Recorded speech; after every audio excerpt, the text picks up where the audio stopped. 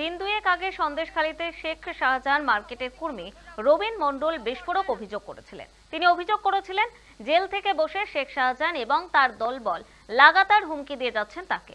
শেখ শাহজাহান তাকে বোমা মারার এবং ঘর বাড়ি ভাঙচুর করার হুমকি দেন বলে অভিযোগ করেন তিনি। ঘটনায় আতঙ্কিত হয়ে পরবর্তীতে সন্দেশখালী থানায় অভিযোগ দায়েরের পাশাপাশি সিজিওতেও অভিযোগ দায়ের করেছিলেন রবিন মণ্ডল। আর এরপরই পাল্টা রবিন মণ্ডলের বিরুদ্ধে ব্যবসায়িক টাকা ৯/৬-এর অভিযোগ এনে নেজার থানায় অভিযোগ দায়ের করেন শেখ শাহজাহানের স্ত্রী তাসলিমা বিবি।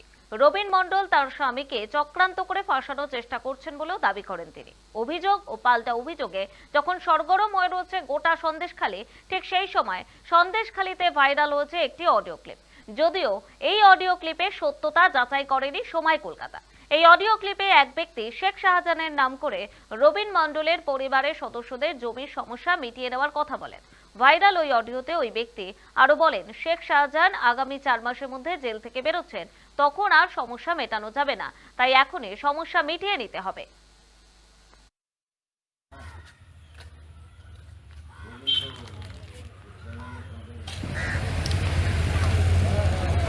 আমরা মূলত রবিন মণ্ডলের বাড়িতে এসেছিলাম।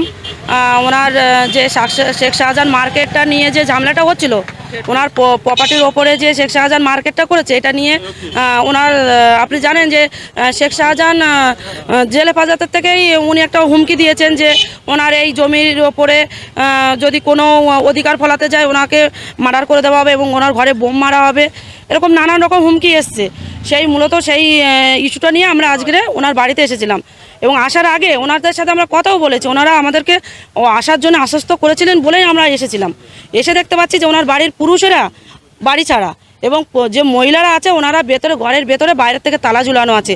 আমরা আশঙ্কা করছি যে ওনারা বাড়ির নিজের থেকে বাড়ি ছাড়া হয়নি, এই শাহজাহান বাহিনীরা ওনাদেরকে কোথাও তুলে নিয়ে কোথাও গোপন জায়গা ওনাদেরকে লুকিয়ে রেখেছে, আমাদের সাথে দেখা করতে দেবে না বলে। সেদিন বললে না যে ভাবি কাকে দিয়ে একটা খবর পাঠিয়েছে, লোক মারফত সে সঠিক কিনা মিথ্যে কথা বলছে বুঝবে করে, ভাবির সাথে ডাইরেক্ট কোনো কথা হয়নি, বুঝলে?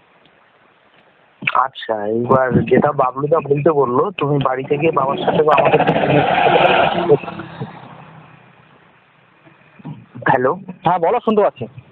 বলছি তুমি একটু তোমার বাবার সাথে গিয়ে তুমি বলবে যে এরকম বাবলুদা খবর পাঠিয়েছে যে যদি ভাবির সাথে যদি কোনো মোটা অঙ্কের টাকার যদি রোপা দোপা করে নেয়, বুঝলে, তাহলে এইটা করে নিয়ে সেটেলমেন্ট করে নিতে বলবে। কারণ শাহজাহান শেখ বেরোলে কিন্তু তখন কিন্তু আর কিন্তু কোনো কিছু হবে না। কিন্তু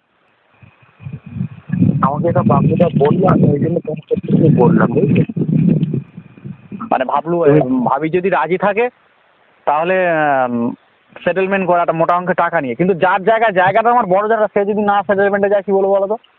এইবার সেটেলমেন্টে না গেলে কিন্তু পরে কিন্তু পরবর্তী সময় কিন্তু আর কিন্তু জায়গাও পাবে না, এই টাকার যে এই রোপা টোপাটা এটাও কিন্তু নষ্ট হয়ে যাবে।